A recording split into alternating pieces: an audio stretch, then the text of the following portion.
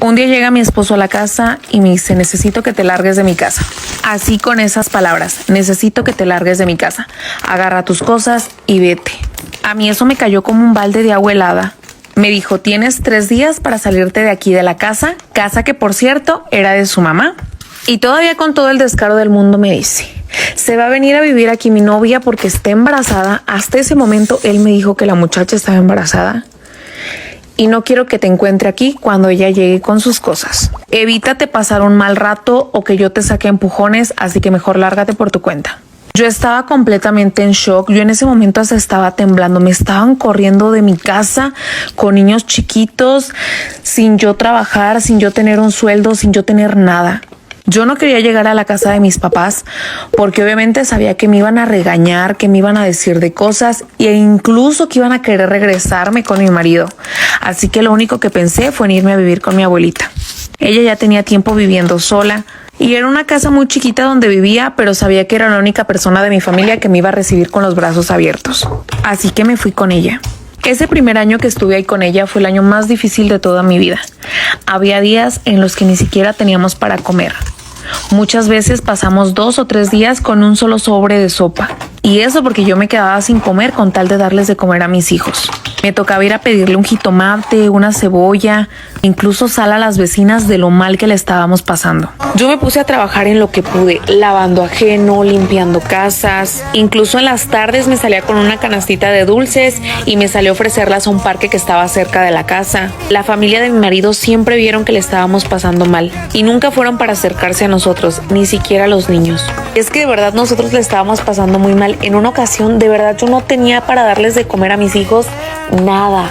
Recuerdo que esa vez fui a arrastrarme, a suplicarle, a implorarle que por favor me ayudara, que también eran sus hijos y que ellos necesitaban a su papá, que necesitaban su apoyo. Y él con una mano en la cintura me dijo que él no era caridad de nadie, que él estaba haciendo una nueva familia y que él estaba con esa persona, que no quería problemas con su nueva mujer porque yo estuviera ahí, que por favor me fuera. Recuerdo haber salido de ahí llorando y me daba muchísimo coraje porque su mamá, sus hermanos pasaban por donde yo vivía con mi abuelita y luego me veían pasar con mi canasta de dulcecitos y hasta la cara me volteaban. Recuerdo el día en el que yo tenía 500 pesos en la mano y dije, yo tengo que hacer rendir este dinero porque no quiero que a mis hijas les vuelva a hacer falta comida.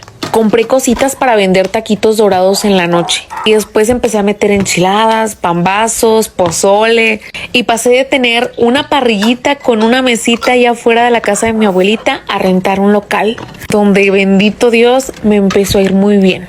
Cuando pasaba la familia de mi esposo y me volteaba la cara, yo decía, qué bueno que están viendo que me está yendo bien. Pasaron casi 4 años de que yo había ido a buscar a mi esposo, cuando un día va a mi negocio.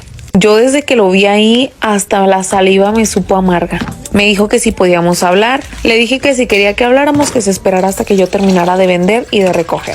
Yo desde que lo vi flaco, lo vi demacrado y sabía que algo le ocurría. Y después él me empezó a decir que le habían detectado insuficiencia renal y que le estaban haciendo hemodiálisis. Que quería acercarse a sus hijos, que quería estar con ellos, que no sabía si iba a sobrevivir. Yo le contesté que mis hijos no iban a estar con alguien a quien ni siquiera conocían. Alguien que ni siquiera se había tentado el corazón cuando ellos no tenían que comer, que se largara de ahí.